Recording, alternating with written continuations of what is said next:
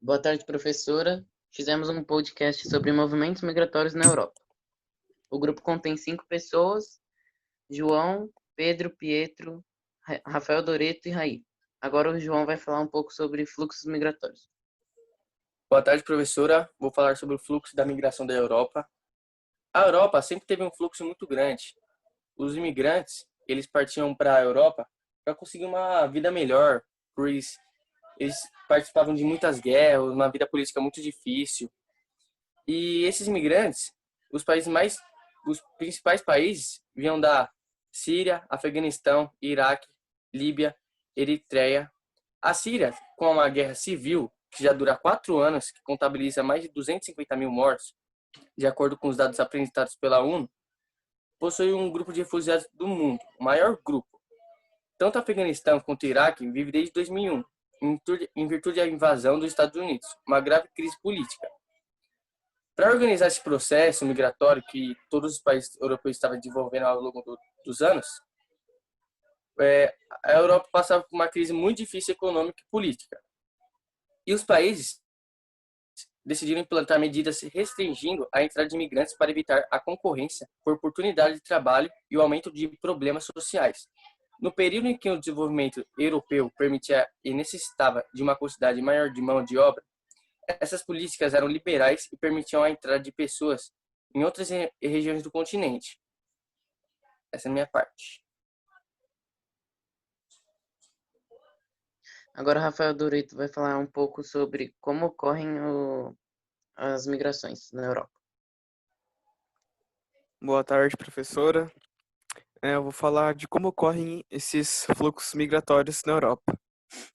A gente até sabe, brinca, né, que a Europa sempre foi um continente de imigrantes, totalmente imigrantes, porque ele sempre atraiu pessoas que buscavam condições melhores de vida. A gente sabe que a maior parte desses imigrantes que vêm da Europa, que vão para a Europa, no caso, eles são do Oriente Médio, da Ásia e da África, onde eles enfrentam graves problemas sociais, econômicos e políticos. A maioria dos imigrantes chegam à Europa de forma clandestina, através da navegação em botes no mar Mediterrâneo.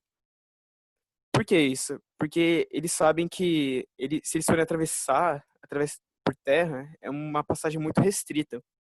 Então acaba meio que sobrando eles atravessarem pelo mar Mediterrâneo mesmo, né? Por navegação. E isso era muito perigoso e até causava muitos afogamentos, mortes por afogamentos. Agora o Raí vai falar um pouco sobre as causas da migração na Europa. Boa tarde, professora. Bom, como o João citou também, alguns países do Oriente Médio, eles tiveram que ir buscar uma vida melhor no continente europeu, né?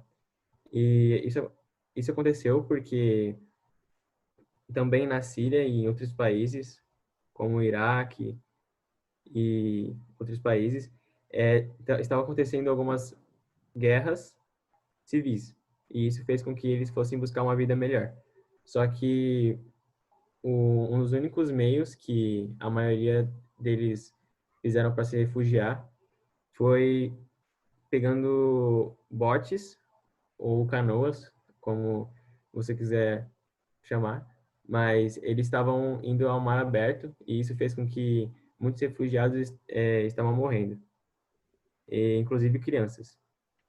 Tanto que em 2015 teve uma imagem que viralizou, né, na internet, que era de uma criança morta na praia, que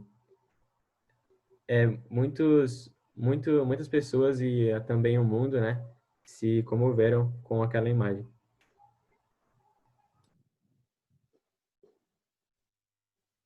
Agora o Pedro vai falar um pouco sobre o Covid-19 em relação à migração com a Europa. Boa tarde, professora. Agora eu vou falar do fluxo migratório europeu em meio à pandemia de coronavírus. Devido à pandemia do Covid-19, muitos países do bloco europeu já estão preferindo que os refugiados permaneçam fora das fronteiras da União Europeia. O ministro das Relações Exteriores italiano, Luigi Di Maio, disse após videoconferência com os colegas da União Europeia no início desta semana que seu país não estava disposto a abrir seus próprios portos para refugiados resgatados. Segundo o ministro, a estrada já está sobrecarregada pela crise do coronavírus.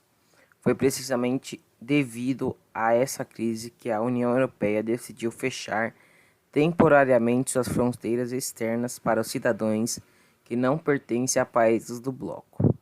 Mesmo assim, requerentes de refúgio ainda poderiam entrar após extensos exames de saúde.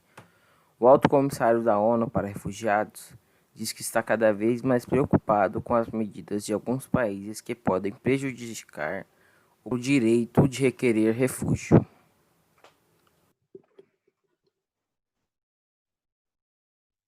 Então, esse foi o trabalho, professora.